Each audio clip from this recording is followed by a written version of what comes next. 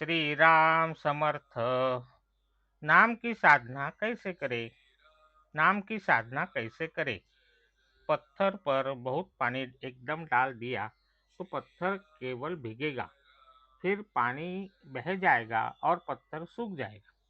किंतु वह पानी यदि बूंद बूंद पत्थर के एक ही जगह पर लगातार गिरता रहेगा तो पत्थर में छेद होगा।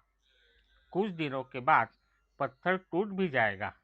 उसी तरह किसी समय बहुत साधना करने के बजाय यदि अल्प मात्रा में क्यों न हो, पर नित्य रूप से निश्चित समय पर निश्चित स्थान पर नामस्मरण की साधना की जाएगी तो उसका परिणाम अधिक होता है। चक्की में दो पाटे होते हैं, उनमें से एक स्थिर रहकर यदि दूसरा घूमता रहे तो अनाज पीसा जाता है और आटा बाहर आता है। लेकिन यदि दोनों पाटे घूमते रहेंगे तो अनाज पीसा नहीं जाएगा और व्यर्थ परिश्रम होंगे। आदमी के दो पाटे हैं, मन और शरीर। उनमें से मन स्थायी है और शरीर घूमने वाला पाटा है।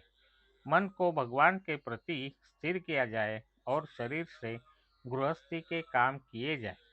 नसीब की सीमा या संबंध शरीर तक होता है। नसीब रूपी खूंटा शरीर रूपी पाटे में बैठकर उसे घुमाता है। मन रूपी पाटा स्थिर रहता है। देह को प्रारब्ध पर छोड़ दिया जाए और मन को नामस्मरण में विलीन किया जाए। यही नाम साधना है। यह साधना कोई खास व्यक्ति ही कर पाएगा ऐसा नहीं। साधना तो कोई भी कर पाएगा। गरीब को गरीब का दुख होता है, इसलिए साधना नहीं कर पाता।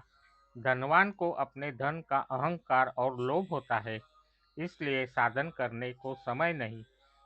विद्वान को विद्वत्ता का घमंड होता है, इसलिए और अनाड़ी को साधना कैसे की जाए यह समझता नहीं, इसलिए साधना नहीं हो पाती।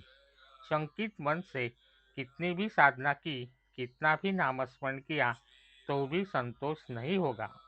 नीति धर्म का आचरण, शास्त्र शुद्ध वर्तन, शुद्ध अंतःकरण और भगवान का स्मरण किया गया तो साधक अंत तक पहुंच पाएगा, और अंत तक पहुंचेगा तो लाभ होगा, अन्यथा नहीं। घर पहुंचने पर चिट्ठी लिखो कहने का मतलब भी यही होता है। गृहस्थी चलाते समय बुरे विचार मन में आते हैं, उसी तरह परमार्थ साधना करते समय यदि बुरे विचार मन में आते हो तो नामस्मरण करो। ऐसा करने पर बुरे विचार बढ़ेंगे नहीं। दृढ़ता से नामस्मरण करते रहो। जहाँ कर्तव्य जागृति है और भगवान की स्मृति है, वहाँ समाधान की प्राप्ति होगी ही। भगवान, मैं तो तुम्हारा ही हूँ, ऐसा निरंतर कहने से भगवंत प्रकट होते रहेंगे और हम पर जो अहंता का बोझ होता है वह भी कम होता रहेगा। आज का बोध वचन। प्रारब्ध और ग्रहों का प्रभाव देह तक ही होता है। मन से भजन करने में वह बाधक नहीं हो सकता। जय श्री राम। जानकी जीवन स्मरण। जय जय राम। श्री राम समर्थ।